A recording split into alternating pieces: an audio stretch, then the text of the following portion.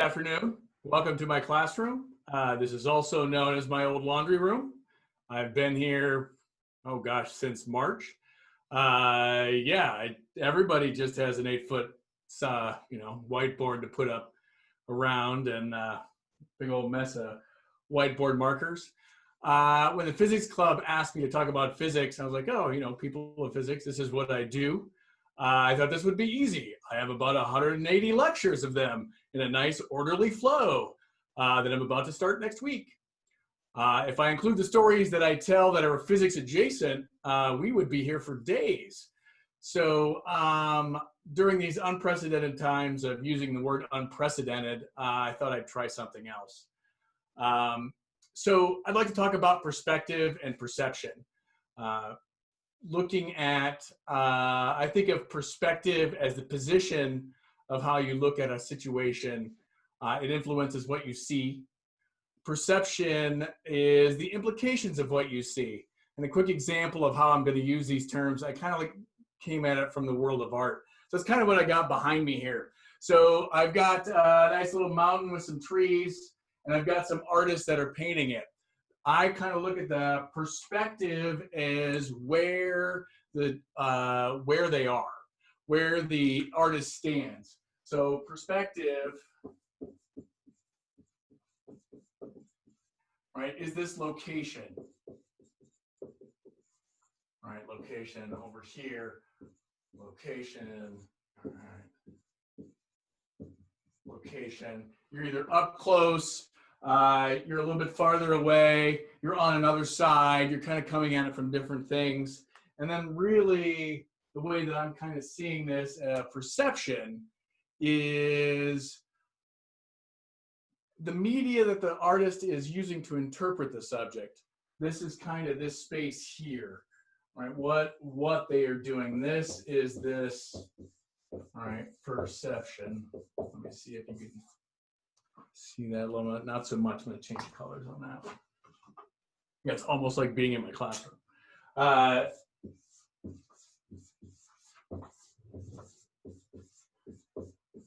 That perception is how they see it. So this artist, right, through their paint, so you kind of see there's that little mountain there. This is sculpting here, so they're going to build this three-dimensional mountain. But over here, this right sees the tree. There's the mountain, and then there's this other tree on there, and then it kind of goes up and down. And that's kind of how I'm going to use these terms.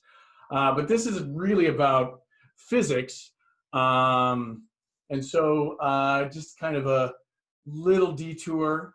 I really started out in physics. I really wanted to get into science and STEM. Wanted to be a astronaut when I was 12 years old. That was my thing. I actually wrote a letter to NASA. So all of those dreams kind of adjusted when they found out I was colorblind, and the doctor said, really the only thing you can't do is be an astronaut. And so that kind of stuck for a little while. But anyway, and then I got into Knox College and started out in physics, ended up in Russian, and then kind of came back to physics. So I'm kind of all over the place. And so these snarls that are happening there, these big mountains and stuff, really what helps me through this was through a physics kind of concept. So let me explain these concepts, kind of how I apply them in physics, because we're working a lot of problems. Some of you have seen this. This is a 5-meter long spring that I use to demonstrate wave descriptions, properties, motion, cool stuff. However, whenever you take it out of the box, it's a tangled mess. My problem, I have a tangled up spring. I can't use it in my demonstration. It's going to take some time to get that together. Originally, the perspective that I had of this problem only looked at the present state of the spring. It's all tangled up. And then my perception of the spring was, this is going to be a difficult problem.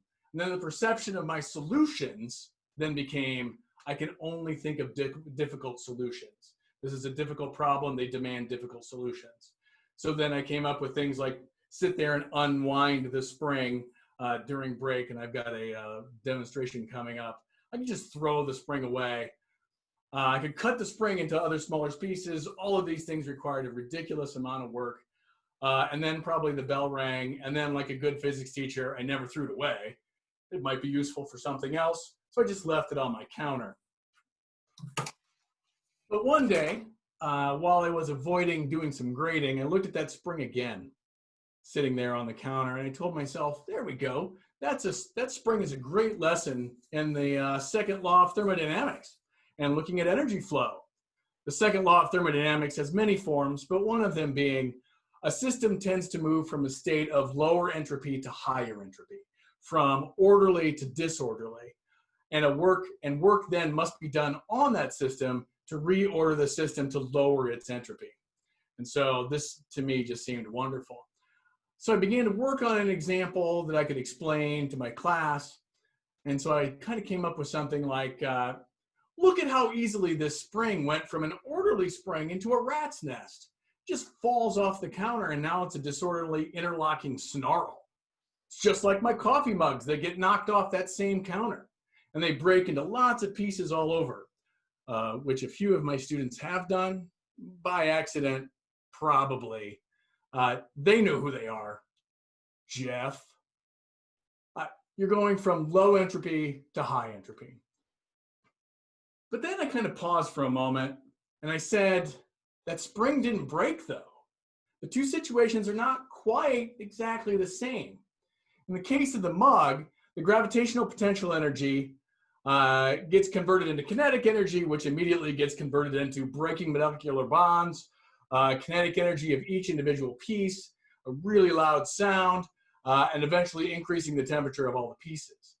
I now have I went from a low entropy, everything's all together, nice and orderly, into really high entropy and broken glass everywhere. Please don't pick up broken glass with your bare hands.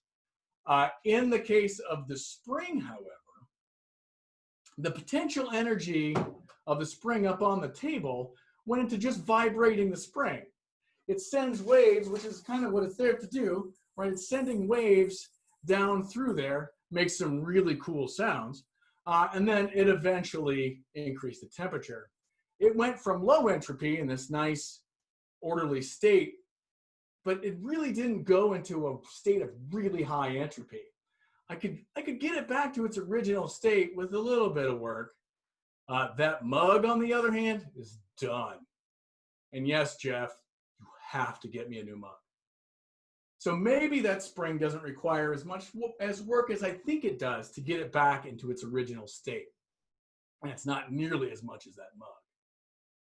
When I adjusted my perspective from what condition the spring was in to how the energy moved and how the spring arrived at that condition, something changed.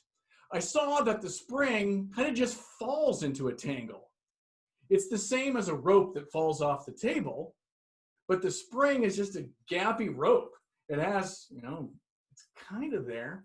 So it required a low amount of energy to get it into a tangled state. So I figured maybe it shouldn't take a lot of work to return it into its original state. If the spring got into a tangle easily, it should untangle roughly as easily or within an order of magnitude. So I decided to try to unfall it out of a tangle. Now that my perspective of the problem changed, I perceived the problem differently. And then I can come up with a new set of solutions. My problem, the spring is tangled, is still the same. My end solution, the spring is untangled, is still the same. But when my perspective of the problem changed, my perception of the difficulty adjusted. And now a different set of solutions came up. It took a little practice, but I can untangle springs, slinkies. Let me see. Oh, here we go. I can get them, watch me not be able to do it right now. Slinkies, phone cords. Oh, come on. Come on. Watch me not be able to do it under the heat. I'll get to this later. Phone cords pretty easily now. Again, mostly. Like all physics problems, this perspective includes massive assumptions. Oh, I got it. There we go. Includes some massive assumptions. Number one, the box isn't shaken. Number two, and most importantly, somebody hasn't tried to fix it already. Yeah, there's a few springs that aren't coming back. I've been working on this one for about 5 years. I do keep it around to remind me, but sometimes, you know, even changing your perspective is a little bit tough.